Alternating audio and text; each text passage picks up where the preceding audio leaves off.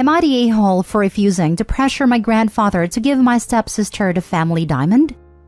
Context. I am 25 female. My parents have been divorced for 15 years. My dad has been married to his wife, Laura, for 10 years. Laura has 2 daughters, Katie 26 female and Sam 22 female.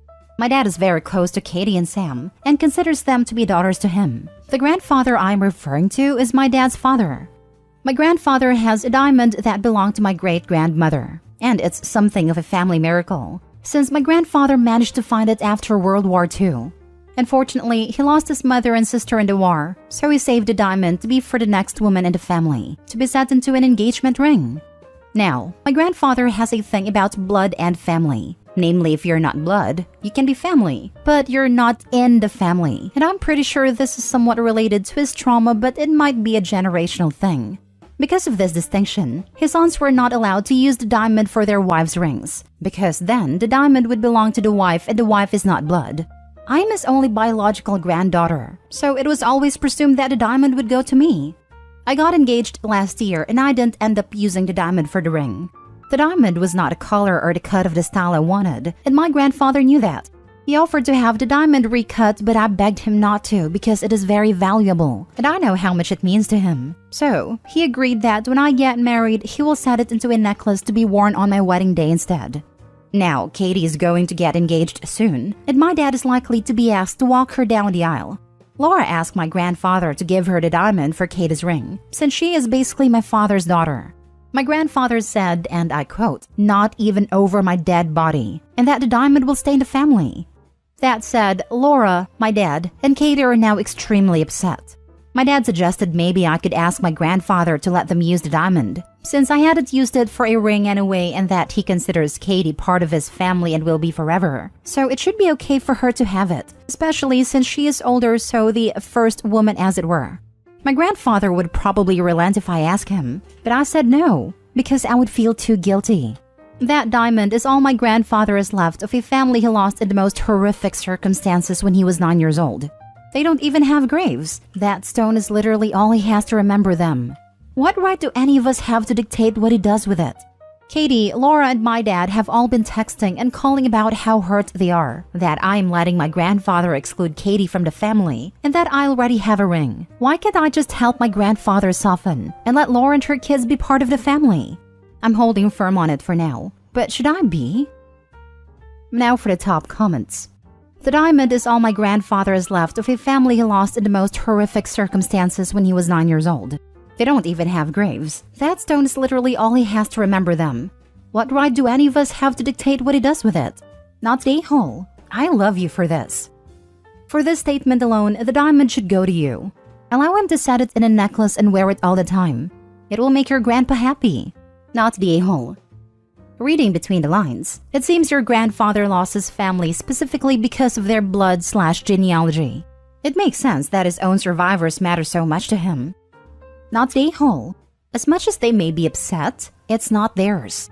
Your grandfather wants it to go to someone genetically related to him, not to someone brought into the family by marriage.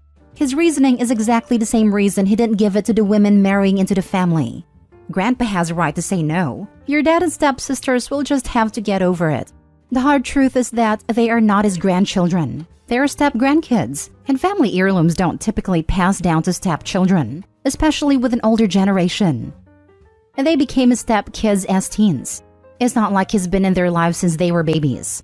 They likely didn't grow up viewing him as their grandfather at all, and while he may like them, they aren't his grandkids by blood or by social convention given their ages. Even if the kids had been adopted at birth, it wouldn't matter. They still wouldn't be blood relatives. Opie's the only one entitled to that diamond, as she's the only one genetically related to the grandfather. Opie's not the a-hole. Next story. Am I the a-hole for not bringing a cake to a wedding I was uninvited from? My now ex-best friend got married this Saturday. I was supposed to be the maid of honor, but she removed me from the wedding over a dispute regarding my makeup, hair, and disinterest in the wedding. She uninvited me from the wedding after I told friends my side of the story. I was responsible for the cake at the wedding but canceled the order because I was uninvited and wanted to be reimbursed for all of my investments in this wedding. I told the bride I wasn't going to bring the cake over for them The new maid of honor went to pick up the cake and learned that I had canceled the order. They were able to get another cake, but it apparently wasn't as nice. The bride, groom, and my sister who attended told me it was unfair to cancel the cake. My sister thinks I should have let them enjoy their special day, and then later discussed getting my money back. The bride refers to the cake as a gift and claims that a gift cannot be returned. The groom just agrees with literally anything his precious wife says. More info, please. What was the dispute? Why did she accuse you of being disinterested in the wedding? What actually happened here? I work at a job where I'm expected to drop everything and come in at work. She was upset because I was leaving during wedding planning meetings, and I also requested to style my hair differently and she got upset. You don't disinvite someone from a wedding and still expect a gift. Not the whole. I guess you could say the bride wanted to have her cake and eat it too. Yep, and there was no way that the bride would have settled up after the wedding. She would have stuck to the "this was your gift" line. Not the whole. So they uninvite you from the wedding but believe they were still entitled to the cake you had paid for? They're all ridiculous if they think that is normal. Completely agree. Also messed up that your sister is saying you're unfair. Should be upset too if she were uninvited and still expected to gift a cake. Not the whole. Not the whole. First, I've never heard of a maid of honor being responsible for the wedding cake. Was that an agreement in lieu of a gift or something? When I was getting married, I was way excited about the excuse for cake. I don't think I would have let someone else make those arrangements. You said you told them you weren't bringing the cake over. Did you mention that was because the order was canceled, or just that you weren't transporting the cake? It's weird that she didn't clarify on this point when she uninvited you. Sounds like they want to have their cake and eat it too, without you around. She was stressed, so I offered to help with some things. I booked the cake under my name and still had a different gift for them. After getting uninvited, I told her, don't expect me to supply you with a cake. So I did not exactly say I canceled your cake. Next story. Am I the a-hole for inserting myself into a married couple's financial life? I'm friends with a married couple, Grace and Michael. Grace and I went out to drink a few days ago, just the two of us. We talked a bit about inflation and finances, and she confessed to me that she barely has any money, and it makes her feel really vulnerable. Turns out, they mostly live off of her income, and Michael, who makes over 2.5 times as much as Grace, puts almost all of his income into savings.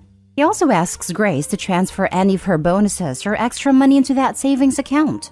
The problem is that Grace has no access to that account. She told me she asked for it in the past, but Michael just said she already has access to their shared checking account. That is strictly for their monthly expenses, so it's fine. Grace told me that she feels like she should have access to that account too, or at least have a little extra in her own personal account. So if anything happens to Michael, she doesn't have to wait months to access the money. She told this to Michael too, but he dismissed her and said nothing will happen to him. I told Grace that this is really not okay, and she should demand access to that account. It's her money too, and it's not right that only Michael has access to it. I was very strong about this, and made her promise that she will make Michael give access to her.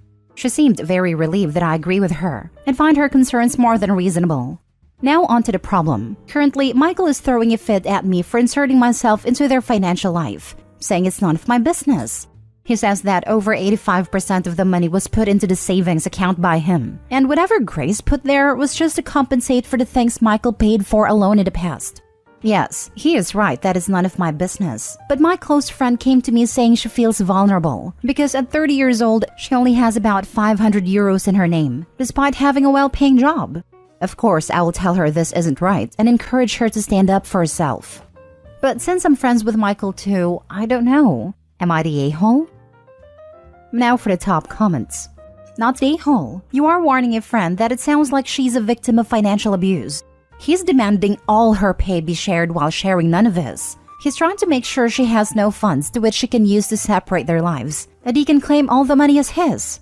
She needed a huge wake-up call, and he's just mad you've shown her his true colors.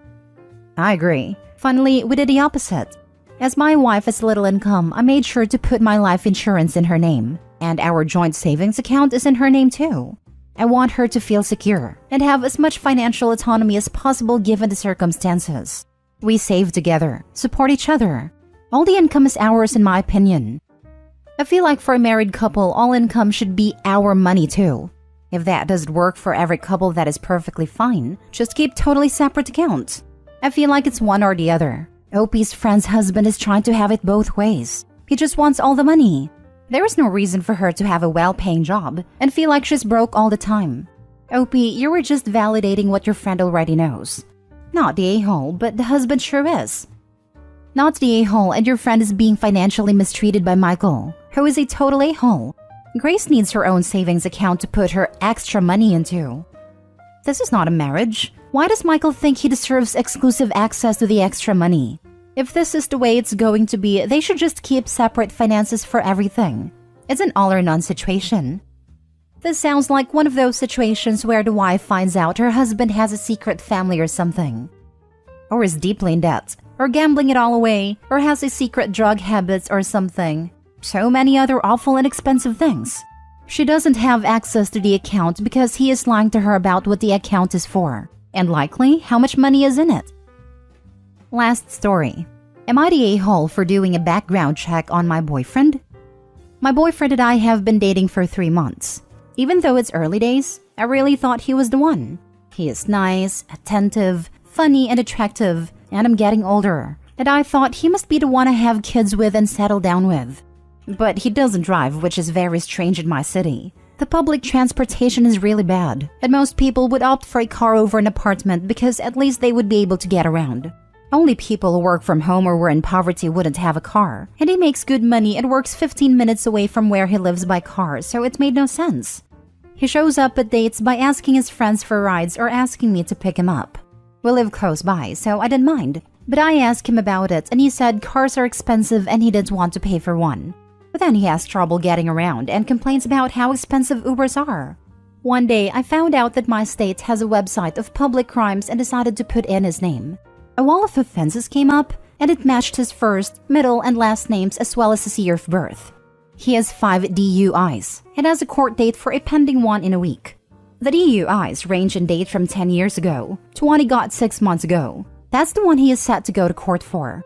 Because his name isn't super uncommon, I decided to see if he takes the day off work because it's in the morning. He does take that day off and says he has a doctor's appointment. I confronted him when I came over that evening and he got angry at me for not trusting him and infiltrating his personal life like this. I'm angry he lied to me, and he says he doesn't have to tell me everything and that he's changed. I told him his last DUI was 6 months ago, so how has he changed? He got mad and said the cops were pinning things on him, and he just had alcohol with him and he didn't actually drink. I could believe that for 1 DUI, but he has 5. So I asked him to show me proof and he said he doesn't have to, and if I was a good girlfriend, I would just trust him. I don't because he lied to me already, but am I the a-hole for doing a background check on him why he didn't drive? Not the a-hole. Committing crimes that put other people's lives at risk isn't your personal life. Just dump him now. Dude can't even take responsibility for something he's been arrested for 5 times. Plus, if you've been arrested 5 times, guaranteed he's driven drunk multiple times where he didn't get caught. As someone who works in the justice system, I can say this is totally true. I see this all the time. I once had someone driving under influence to court. Although I live in another country, the people who do this are the same. Not the a-hole. Multiple DUIs can indicate a lot of things. And besides that, I honestly think more people should do a background check on their significant others. It could have been a lot worse than a DUI with no casualties.